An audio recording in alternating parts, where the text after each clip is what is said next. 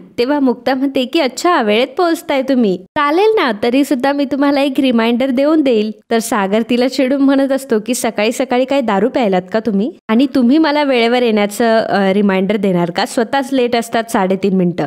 नमस्कार मंडळी, प्रेमाची गोष्ट या मालिकेच्या आजच्या भागात आज आपण बघणार आहोत. छायाताई माधवीला म्हणत असतात की मुक्ताने काय जादू केली काय माहिती सागरवर, की सागर डायरेक्ट इथे घर जावय म्हणून राहायला आला. माधवी म्हणते की अहो काही पण काय बोलताय, तुमचा काहीतरी गैरसमज होतोय.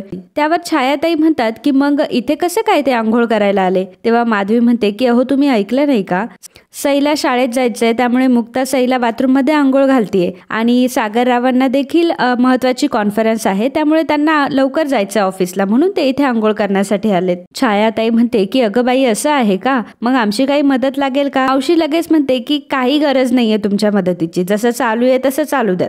तर इकडे पुरुषोत्तम सागरच्या कपड्यांना इस्त्री करत असतो. त्याचवेळी मिहिका तिथे येते आणि म्हणते की हे काय करतोयस तू. पुरुषोत्तम म्हणतो की तुला दिसत नाही का, मी सागरच्या शर्टला इस्त्री करतोय. मिहिका म्हणते की ते मला दिसतंय, परंतु तू हे सगळं का करतोय. पुरुषोत्तम म्हणतो की आता सागर ऑफिसमध्ये जाईल आणि तो CEO आहे, असे चुरगळलेले कपडे घालून गेला तर ते बरं दिसेल का, त्याला एवढ्या मोठ्या मीटिंग्स असतात, कॉन्फरन्स असतात, आणि शेवटी तो माझा जावई आहे, मी त्याची इज्जत नको का राखायला. मिहिका म्हणते की ओ गॉड, हे जर ताईला कळलं ना मग तुझं काही खरं नाही. तर सागर आता आंघोळ करून आलेला असतो आणि सागर त्याचा शर्ट शोधत असतो. पुरुषोत्तम तेवढ्यात येतो आणि म्हणतो की सागर राव, हा घ्या तुमचा शर्ट. सागर म्हणतो की अहो तुम्ही कशाला इस्त्री केला, मी केलं असतं मॅनेज.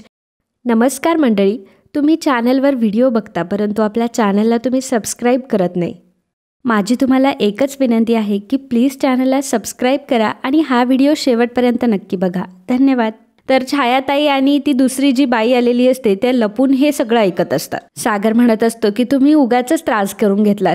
तर पुरुषोत्तम म्हणत असतो की त्रास करून घेतला, बरं ठीक आहे, आता तुम्ही जो आमचा साबण वापरला त्याचे 35 रुपये झाले, त्यानंतर मी तुम्हाला इस्त्री करून दिली त्याचे 10 रुपये झाले, असे करून 45 रुपये झाले, आणि गरम पाणी होतं ते फुकटचं होतं. त्यावर सागर आणि पुरुषोत्तम आता दोघंही हसायला लागतात. तर ती दुसरी बाई असते ती छायाला म्हणत असते की छायाताई, अहो हा मुलगा तर मला खूप चांगला दिसतोय, खूप चांगला बोलतोय, आणि तुम्ही काय म्हणाला होता की 2 दिशेला 2 तोंड असतात म्हणून. छायाताई म्हणतात की अहो मी जे बघितलं ना ते तुम्ही बघितलं नाही म्हणून तुम्ही असं म्हणताय. माधवी आणि वंदू मावशी मात्र मागून ऐकत असतात हे सर्व. माधवी आता छायाताईला म्हणतात की छायाताई, गोष्टी ह्या बदलत असतात हो, स्वभावाचे कोपरे घासून गुळगुळीत होतात आणि मग नंतर टोचेनासे होतात. मुक्ताचे सासरचे मंडळी खूप चांगले आहेत. तेव्हा ती बाई म्हणते की हो, मुक्ताचे सासरचे मंडळी देखील चांगले आणि तिचा नवरा सुद्धा चांगल्यावर का, छान दिसतो. पुरुषोत्तम सागरला म्हणत असतो की आता तुम्ही नाश्ता करूनच जा, परंतु सागरला खूप उशीर झालेला असतो. सागर म्हणतो की नाही नाही बाबा, मी नंतर कधीतरी येईल. आणि असं म्हणून आता सागर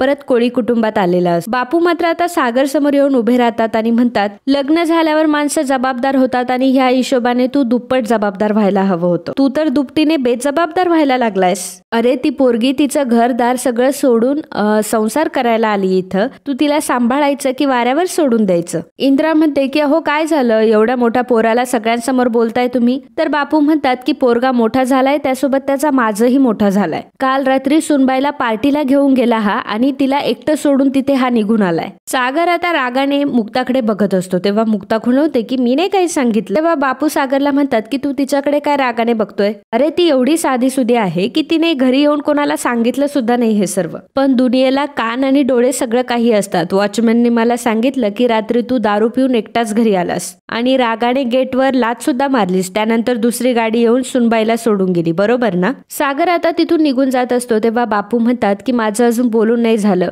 जे केलंय त्याची तुला शरम वाटत नसेल तर निदान तिला सॉरी तरी म्हण. सागर मुक्ताकडे बघतो आणि पुन्हा तिथून निघून जायला लागतो. तेव्हा बापू पुन्हा त्याचा हात धरतात आणि म्हणतात की काय झालं, शरम वाटते का माफी मागायची, लाजिरवाणं काम करण्यासाठी तुला लाज नाही वाटली का. तेव्हा सागर आता बापूंचा हात बाजूला करतो आणि मुक्ताला म्हणतो की काल जे झालं त्यासाठी सॉरी. सागर आता पुन्हा तिथून जायला लागतो. बापू त्याला पुन्हा अडवतात आणि म्हणतात की ही काय पद्धत झाली का माफी मागायची, मला हे अजिबात आवडलेलं नाहीये, गुमान सुनबाईची नीट माफी माग. सागर आता मुक्ताजवळ येतो आणि म्हणतो की मी माफी मागणार नाही, तुम्हाला जे समजायचंय ते समजा, ही काय लहान मुलगी नाहीये आणि मी हिला बांधूनही ठेवलं नव्हतं, शिकलेली आहे, डेंटिस्ट आहे, स्वतःहून आली आहे ना घरी, मग प्रत्येक गोष्टीचा तमाशा हा केलाच पाहिजे का, असं म्हणून आता सागर त्याच्या रूम मध्ये निघून जातो. बापू इंद्राला म्हणत असतात ह्या पोराला तू नेहमी पाठीशी घालत असते. बघितलंस त्याची उत्तरं तू? इंद्रा बापूला म्हणत असते की अहो तुम्ही कशाला एवढं टेन्शन घेताय, मी बोलते त्याच्याशी. सागर आता पुन्हा त्याची बॅग वगैरे घेऊन आता बाहेर आलेला असतो की ना भाई मला जरा केमिस्ट कडे सोडशील का, मला बेबीसाठी डायपर आणायचे. बापू म्हणतात की अगं कशाला त्याला सांगतेस, नाही तर तुला सुद्धा मध्ये रस्त्यात सोडून येईल हा. तेव्हा सागर तिला म्हणतो मी गाडी काढतोय तू ये खाली. तर स्वाती आणि सागर आता तिथून निघून जातात. इंद्रा बापूंना म्हणत असते की तुम्ही ना एखाद्याच्या मागं लागला ना तर मागच लागता. बघितलं ना माझा पोरगा नाश्ता न करताच गेलाय आज. बापू म्हणतात की जर पोराच्या प्रेमाची जर पट्टी बांधून बसलीस ना तर कधी कधी तोंडावर पडशील. मला तर हीच गोष्ट कळत नाहीये की नेमकं त्याला ओरडावं की तुला ओरडावं. इंद्रा म्हणते की तुम्ही एक काम करा, शाळेत जशी शिक्षा देताना तसे द्या, आम्हाला सगळ्यांना कोंबडा करून उभा करा. तर इंद्राची ऍक्टिंग बघून मात्र सईला हसायला येतं. तेव्हा इंद्रा म्हणते की बघा बरं, सई सुद्धा हसली. तर बापू तिथून निघून जातात. इंद्रा सईला म्हणत असते की सई चल आता पटकन तुझा नाश्ता आवरला असेल तर तुझी शाळेची बस आली असेल, मी तुला सोडून येते. तेव्हा सई म्हणते की नाही आजी तू नको येऊ आज, मला आता इथून पुढे मुक्ताई शाळेला सोडणार. इंद्राचा चेहरा लगेच वाकडा होतो हे मुक्ताला समजलेलं असतं. मुक्ता सईला म्हणत असते की सई अगं तुला रोज आजीच सोडते ना, मग आज आजी सोबत जा ना. तेव्हा सई म्हणते नाही मुक्ताई मला तुझ्या सोबतच यायचंय. आणि मग मुक्ताचा हात धरून सई मुक्ताला तिथून घेऊन जात असते. मुक्ताचाही नाईलाज होत असतो. तर इंद्राला थोडंसं वाईट वाटलेलं असतं. तर इकडे थोड्या वेळानंतर मुक्ता ही गोखलेंच्या घरी आलेली असते आणि तिला आलेला बघून माधवीला आणि पुरुषोत्तमला खूप आनंद होतो. माधवी दोघांसाठी ही चहा घेऊन येते. तेवढ्यात मिहिका तिथे येते आणि मुक्ताला म्हणते की काय मग फायटर, आज तर तुम्ही डायरेक्ट जिजूंना बाहेरच काढलं. सकाळी आला होता आंघोळीला तेव्हाच म्हटलं की ताईने आपला जलवा दाखवायला सुरुवात केली आता. पुरुषोत्तम माधवीला म्हणत असतो की माधवी तू करेक्ट होती हा, म्हणजे खरं तर आपल्या मुक्ताचंच चुकलंय. तर सागर चालला होता ना, त्याला घाई होती तर जाऊन द्यायचं होतं त्याला. मुक्ता म्हणते की हे बघ बाबा, मला जेव्हा घाई होती तेव्हा मला केलं का कोणी कॉपरेट, तेव्हा मी इथे आले ना आंघोळीला, आता त्याचा प्रॉब्लेम होता तो आला इथे. माधवी म्हणते की तसं नाही ग, हे घर तुझंच आहे, परंतु सागररावांना जरा ऑकवर्ड नाही होणार का. ही का म्हणते की काही ऑकवर्ड वगैरे नाही हा, सगळ्यांकडून सेवा करून घेत होता तो. तेव्हा मुक्ता म्हणते की काय सेवा म्हणजे. ही का म्हणते की अगं मावशी त्याला टॉवेल काय आणून देते, तर काका त्याचे कपड्यांचे इस्त्री काय करतोय. मुक्ता म्हणते की बाबा सिरियसली कशाला तुम्ही एवढे लाड करायचे, पाठवायचं ना हे इस्त्री वगैरे काय. माधवी म्हणत असते की मुक्ता अगं संसार दोघांनी मिळून करायचा असतो, तूही त्यांना जरा कॉपरेट करत जा आणि घ्यायची असते नवऱ्याची बाजू आणि तू घ्यायला पाहिजे सागररावांची बाजू. तेव्हा मुक्ता म्हणते की मी का बघ अगं आई त्या कडू कारल्याची बाजू घेते. तेवढ्याच मुक्ताला एक कॉल येतो.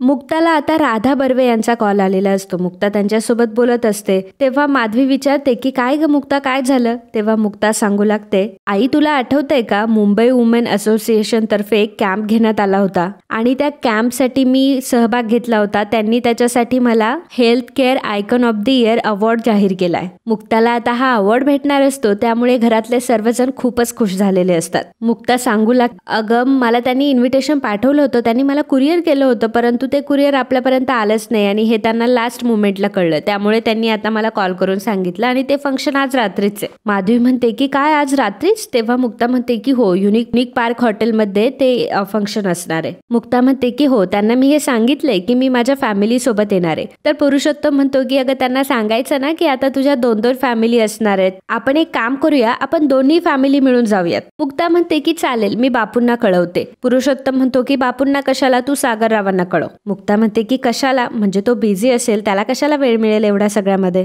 माधवी म्हणते की मुक्ता जरा मी स्पष्टच विचारतेय, सगळं काही ठीक आहे ना, तुमच्यात काही भांडणं वगैरे झालीये का. मुक्ताला काही कळू द्यायचं नसतं कारण भांडणं तर झालेली असतात. मुक्ता म्हणते की नाही गाई असं काही नाहीये. मुक्ता आता हिम्मत करून फोन करत असते आणि मनात विचार करत असते की आता ह्या कडू कारल्याचा मूड फक्त चांगला असू देत. तर त्यावेळी सागर मात्र त्याच्या एम्प्लॉईजला ओरडत असतो आणि तो म्हणत असतो की मिहीर तू आताच्या आता यांना इथून हाकलवून दे, कारण यांची जर कामं मलाच करायची असेल तर उपयोग काय होणार आहे, मी एकटा सर्व कसं सांभाळणार आहे. आणि तो आता एम्प्लॉईला त्या बाहेर काढून देतो. तर सागरचा मूड अजिबातही चांगला नसतो, तो ऑलरेडी चिडचिड करत असतो आणि त्याच वेळी त्याला मुक्ताचा कॉल येतो. तर आता मुक्ताचा नंबर सुद्धा खूप छान सेव्ह केलेला असतो, लेक्चर गोखले म्हणून. मुक्ताला आता तिच्या घरच्यांसमोर बोलायचं असतं, त्यामुळे ती सागर सोबत खूप प्रेमाने बोलत असते. ती म्हणत असते की हॅलो मी बोलतीये. तर म्हणतो की तुमचा नंबर सेव्ह आहे लेक्चर गोखले नावाने, बोला पुढचं काय ते. तेव्हा मुक्ता प्रेमात येऊन म्हणत असते की अच्छा म्हणजे या नावाने सेव्ह केलाय का माझा नंबर.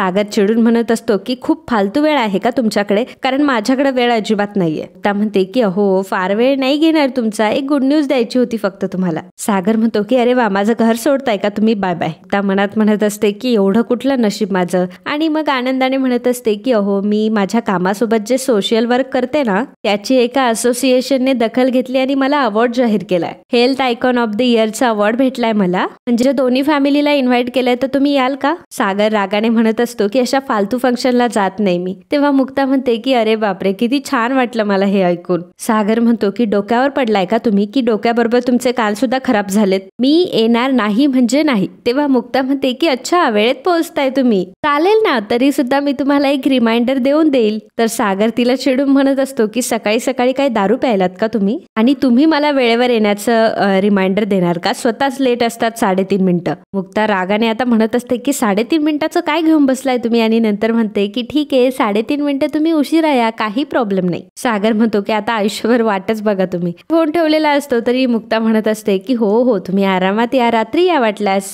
बरं ठीक आहे मी फोन ठेवते हा, गुड डे बाय. पुरुषोत्तम म्हणतो की बघ येणार आहेत ना जावई बापू, मला माहितच होतं ते येतील म्हणून तुला म्हटलं फोन कर. आणि मुक्ता तुझ्या सासरच्यांना सुद्धा ही बातमी सांगा, त्यांनाही खूप आनंद होईल. माधवी म्हणते की हो ना सगळ्यांना खूप कौतुक वाटेल मुक्ताचं आणि सागररावांना तर जास्त वाटेल. आपल्याला जितके वाईट वाटत तितके वाईट सुद्धा नाहीये सागरराव. मुक्ता म्हणते की बरं ठीक आहे आता मी येते आणि मुक्ता आता तिथून निघून जाते. सागर अजूनही चिडलेला असतो. मिहिर त्याच्याकडे बघत असतो. तेव्हा सागर म्हणतो की काय बघतोस माझ्याकडे, निघ बरं इथून जा. आता मिहिर तिथून निघून गेल्यावर सागर म्हणत असतो की बापरे कोणीतरी खरंच डोक्यावर पडले, अवॉर्ड आणि तेही लेक्चर गोखलेला, आणि हसत असतो. तर मित्रांनो आजचा हा भाग इथेच संपतो. पुढील भागात आपल्याला पाहायला मिळणार आहे मुक्ता जेव्हा बापूंना ही बातमी सांगते तेव्हा बापू म्हणतात की लग्नानंतरची पहिली आनंदाची बातमी आहे, आम्ही नक्की येऊ. पण हे अवॉर्ड कुठे होणार आहे? तेव्हा मुक्ता सांगते की युनिक पार्क हॉटेल आहे ना तिथे होणार आहे. तर बापू त्यावेळी मिहिर सोबत बोलत असतात आणि मिहिरने कॉलवर हे सगळं ऐकलेलं असतं. बापू मिहिरला म्हणतात की मिहिर तू ऐकलंस का? तेव्हा मिहिर म्हणतो की हो बापू मी सगळं ऐकले, आता मी